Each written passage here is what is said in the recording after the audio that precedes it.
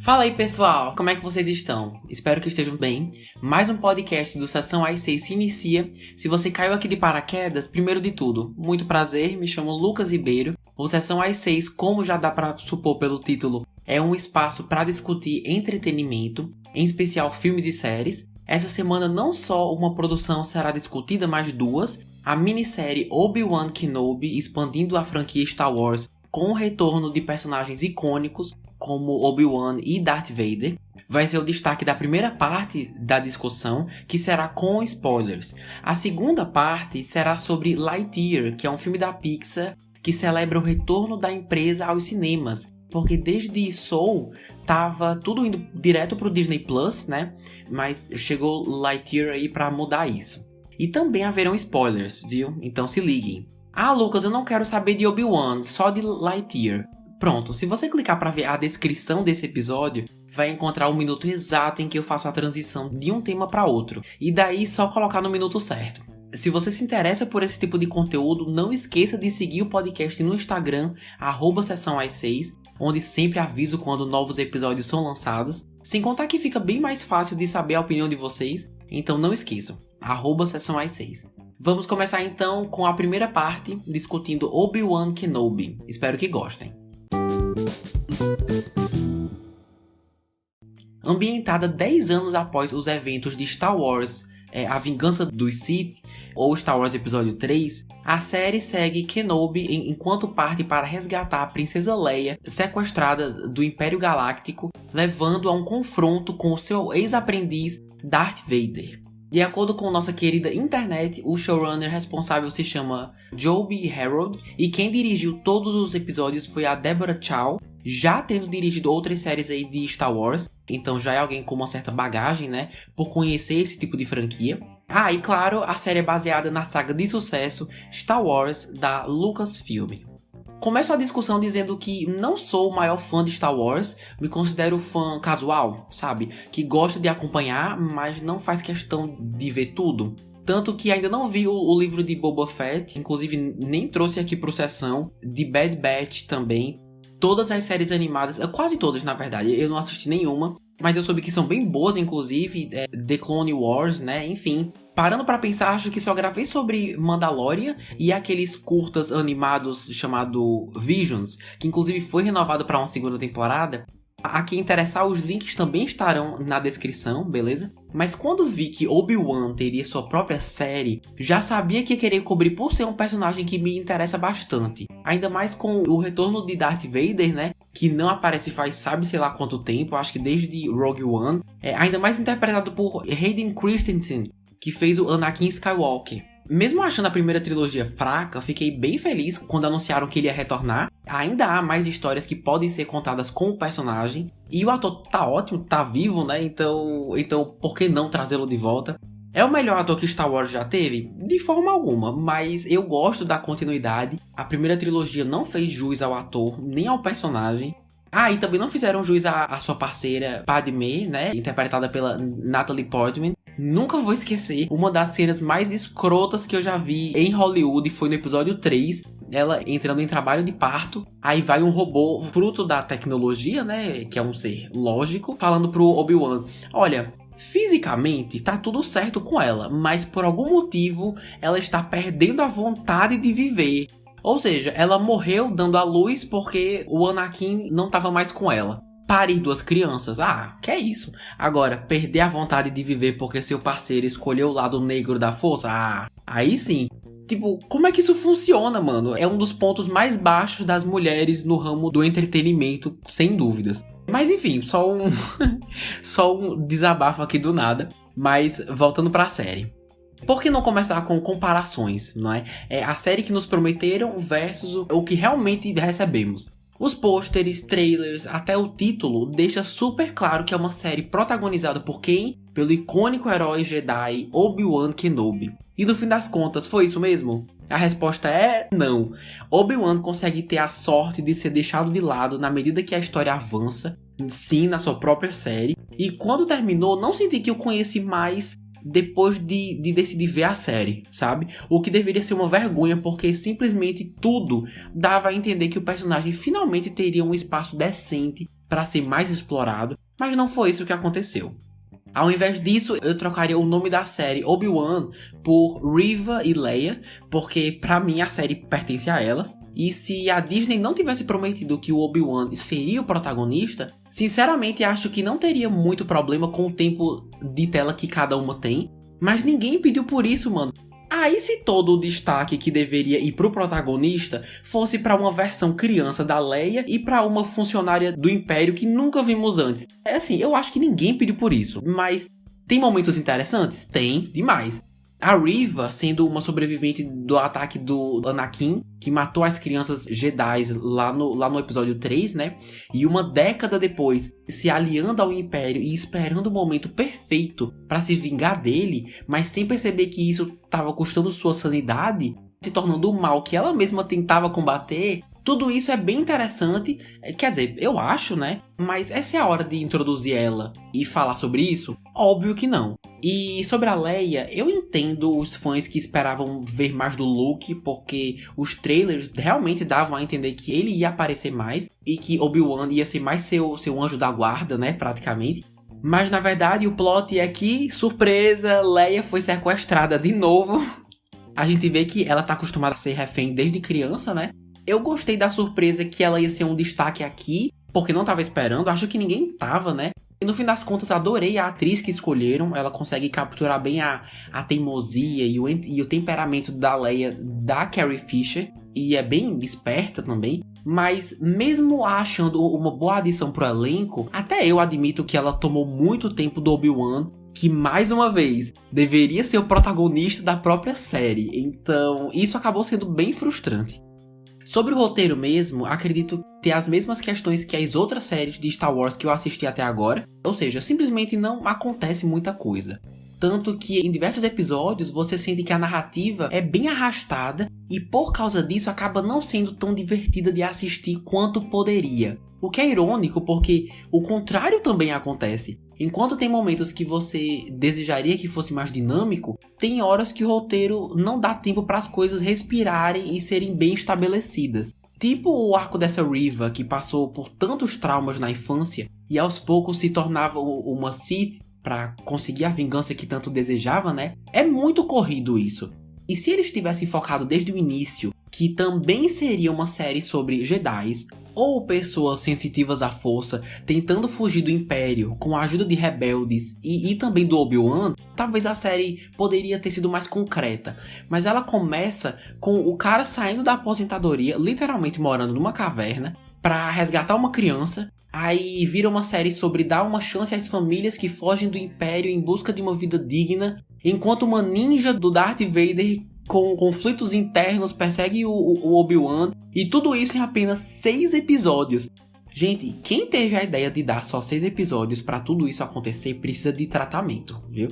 Porque eu não sei aonde viram que ia ser tempo suficiente para tudo ser bem executado. E você vê que eles até têm assuntos que querem tratar, mas é tudo administrado de forma tão pobre que acaba transformando uma das séries do Disney Plus mais antecipadas pelos fãs em uma coisa broxante, que te desanima mesmo, por não ser tão boa quanto deveria. E realmente deveria ser. Essa série tem todas as cartas na manga para ser excelente, mas ao meu ver, não foi. Tem potencial para um dia ser, quem sabe, mas ainda não chegou lá, infelizmente. Esses dias eu ouvi uma frase tão incrível que até anotei por se encaixar perfeitamente nessa conversa. E para as nossas vidas também, né? Quem sabe? Que é: tente focar em fazer só uma coisa muito boa ou uma coisa bem feita, ao invés de várias coisas medíocres ao mesmo tempo. É triste dizer isso porque só o que a gente quer ver são boas produções, né? Bom entretenimento. Mas infelizmente, como eu disse, acabou não sendo tão boa quanto poderia e deveria. Ah, Lucas, mas tem muitas referências dos filmes, da animação. Isso é verdade, tem sim. Mas acaba não sendo o suficiente para sustentar a série inteira. Apesar do Liam Neeson aparecer como Qui-Gon lá no final por 3 segundos, tem também o ator que faz o Boba Fett aparecendo como um clone Stormtrooper pedindo esmola. tem personagens das animações clássicas ganhando vida em live action. Temos o Luke e a Leia crianças, tem o retorno do Darth Vader, mas apesar de tudo, a gente conclui que nostalgia não é o suficiente para garantir uma boa história. Pode ter easter eggs, as referências que for, mas isso funciona bem mais como um complemento, normalmente, né? Como a cereja do bolo, e não como o recheio do bolo, que é o que eles estavam tentando fazer, sabe? Não sei se a minha analogia tá dando pra entender. Normalmente, nostalgia é usado como um complemento, e não como o recheio. Realmente, em alguns filmes e séries, a nostalgia pode ser o suficiente, né? Se souber entreter, se for divertido. Como foi o caso de Jurassic World Dominion, que mesmo sendo genérico, ele diverte mais do que desagrada, digamos assim. Outro filme que é considerado ter um roteiro genérico, mas que acabou agradando bastante, foi o último Homem-Aranha, né? Que reúne todas as gerações anteriores. Então tem como ser bem feito se fosse basear só em nostalgia, apesar de não ser a melhor escolha. Mas no caso dessa série em especial, as surpresas que aguardam os fãs não substituem de maneira alguma uma boa história. Uma história que prenda, que você sinta que tem que assistir toda semana um novo episódio assim que sair, porque precisa saber o que vai acontecer, sabe? Inclusive isso é algo que eu adoraria saber de vocês. Nostalgia, se for bem feita, é o suficiente para entreter? O que vocês acham? Todas as referências em Obi-Wan foram suficientes para vocês acharem que valeu a pena ter conferido? Comenta lá no Instagram que eu realmente quero saber. Bom, seguindo agora para os personagens, temos, claro, Ian McGregor, que retorna depois de anos como o ilustre Obi-Wan Kenobi, ou só Ben. Olha, muita coisa que eu tinha para falar dele eu já disse. No fim das contas, fico feliz que ele tenha retornado. Mesmo sendo carismático e tudo mais, não acho que tenha sido a performance mais memorável de sua carreira. Tanto que, como já foi dito várias vezes aqui, ele é deixado de lado na própria série, então o ator acaba não conseguindo aprofundar metade do que deveria. A gente até vê uns breves momentos que poderiam ser algo, mas acabam não sendo nada, como ele dizendo que tem um irmão que nem sabe se tá vivo mais, que não tem contato e tal.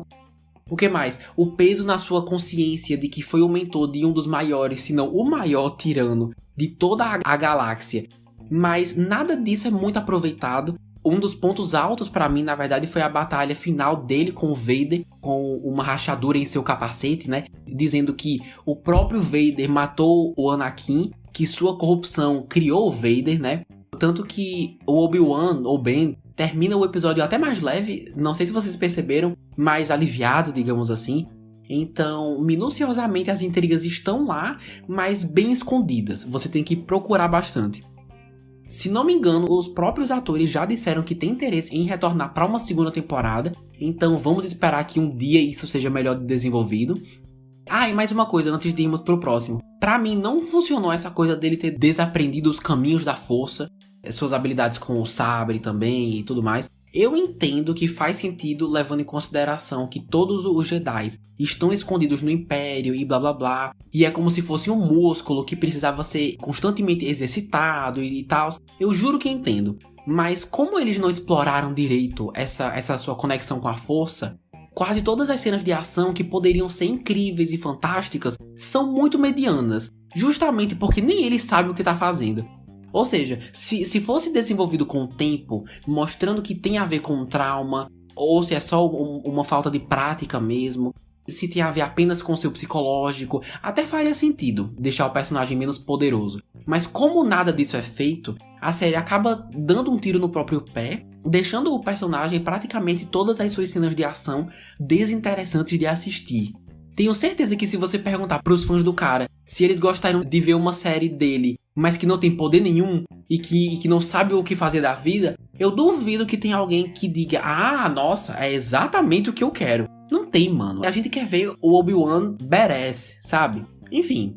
Bom, em seguida temos Hayden Christensen como Anakin Skywalker, ou Darth Vader. Uma das maiores oportunidades perdidas, sem dúvida, é trazer o ator de volta para no final ele aparecer em umas 3 cenas. Eu sei que parte do que faz o Vader icônico é o capacete, mas se você realmente tem o ator ali por baixo e ainda assim não faz tirar pra mostrar quem tá ali, é quase um desperdício. Tanto que eu acho que eles demoraram até demais pra ter uma rachadura ali, ou então tirar o capacete todo mesmo. Na verdade, parando pra pensar, ele talvez até precise, né, porque ele é todo debilitado. Então talvez o capacete ajude ele a respirar, né? Mas enfim, eu acho que havia formas mais inteligentes de mostrar que o ator tava ali. Porque o cara aparece mais em alucinações dos outros e em flashbacks do que de fato assumindo o manto de um dos maiores vilões da história. E isso não é culpa do ator, tá? É do roteiro, que não soube aproveitar muito a presença do ator.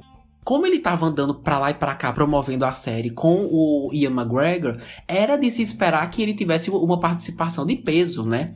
Eu tinha certeza que ele estaria na maioria dos episódios, mas enfim, acabou não sendo o esperado.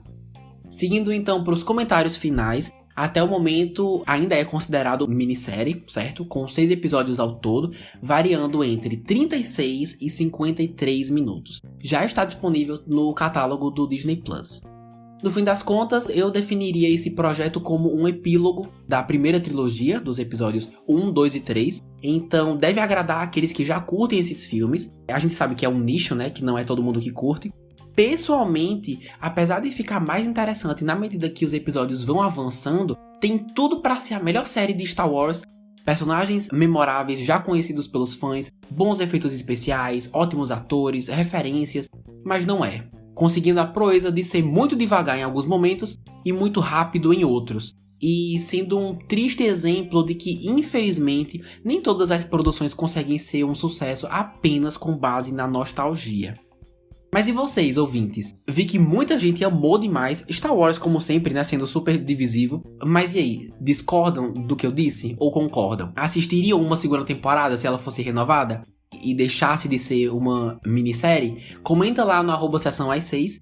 Se você estiver escutando essa edição e no título tiver escrito Obi-Wan primeira temporada, é porque uma segunda já foi anunciada.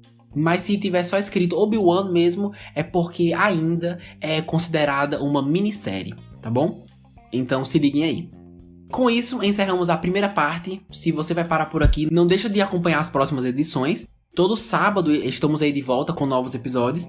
Mas agora iniciamos a parte 2 com o filme Lightyear, também com spoilers, tá? Então seguimos com a sinopse, bora lá.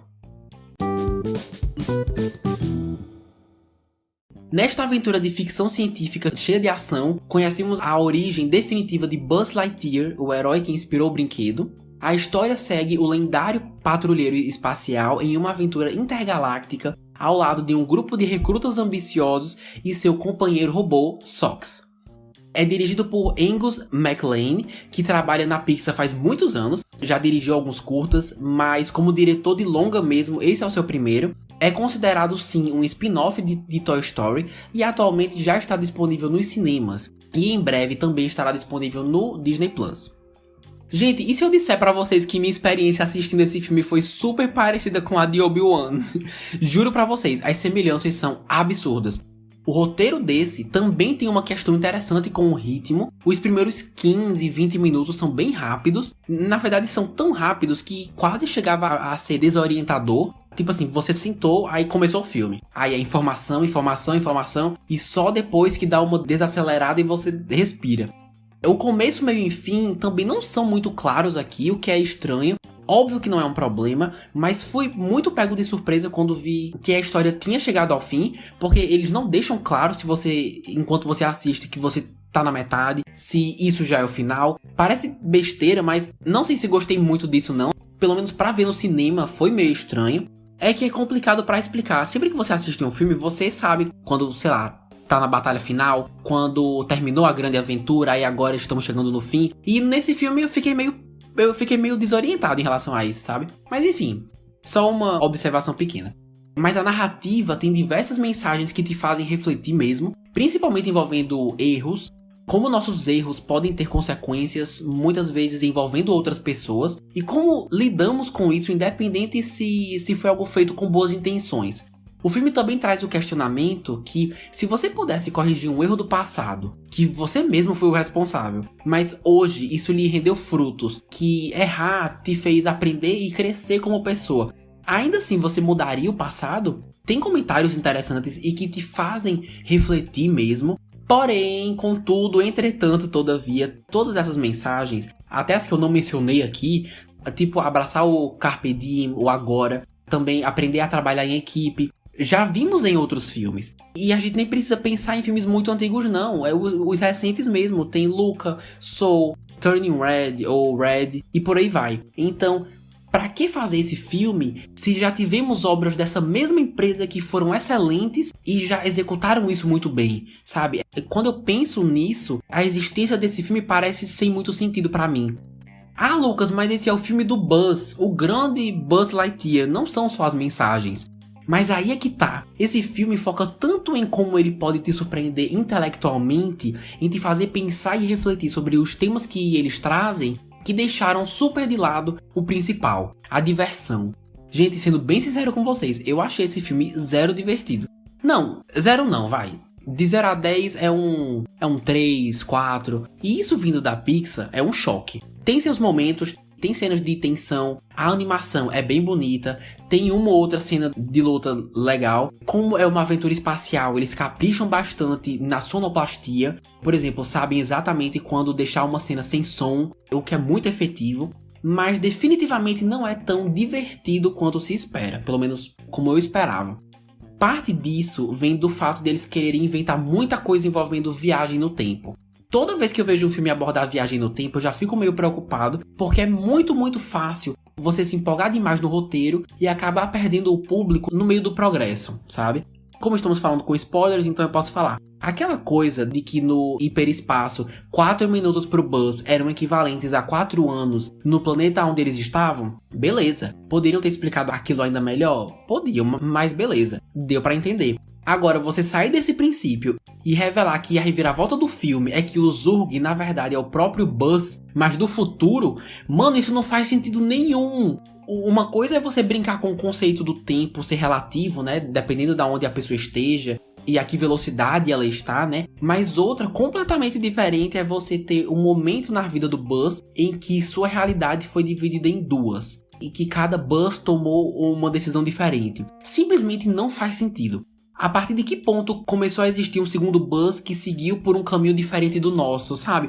Se a gente começar a se questionar, isso vira facilmente uma bola de neve, que não favorece esse filme de forma alguma.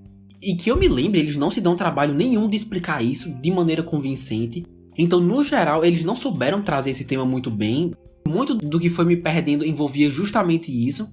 O jeito como eles trouxeram viagem no tempo nessa história acaba correndo o risco de perder grande parte do público por causa do modo como é executado.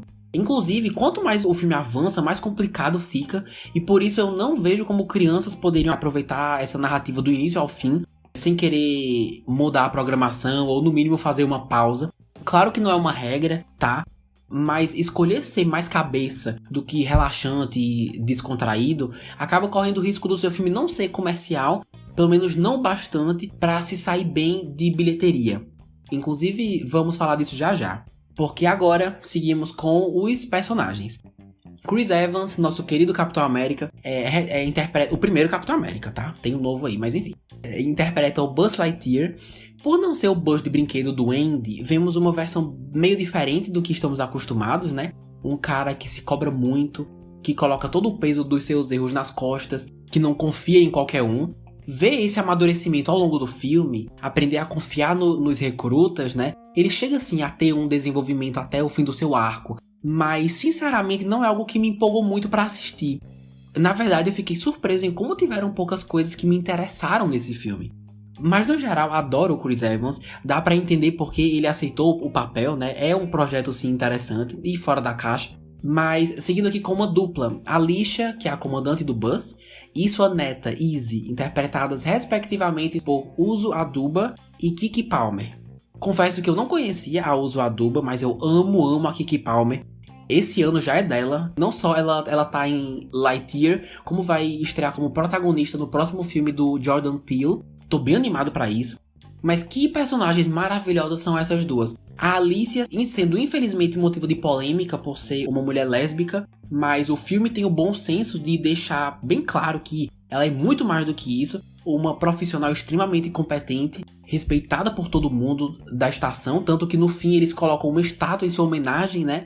Sempre teve o respeito do Buzz e eram melhores amigos. Vê-la formando uma família na medida em que o Buzz tentava consertar a cagada que fez foi bonito e emocionante ao mesmo tempo. ver o tempo passar, ela envelhecendo, sua neta crescendo, muito bonito. Gostei muito da dignidade que deram a ela. E mais tarde a Izzy já crescida comentando que mesmo estando naquele planeta até o dia de sua morte, ela foi uma mulher feliz, ela viveu sua vida e ver seu legado sendo passado para a neta e como isso pode ser sufocante para ela, né? Por ser uma grande responsabilidade, foi bem executado. As duas são ótimas, as duas estão ótimas, mas repetindo, infelizmente, mesmo com bons pontos, não foi uma experiência que me tocou. Mas fico feliz pela representatividade.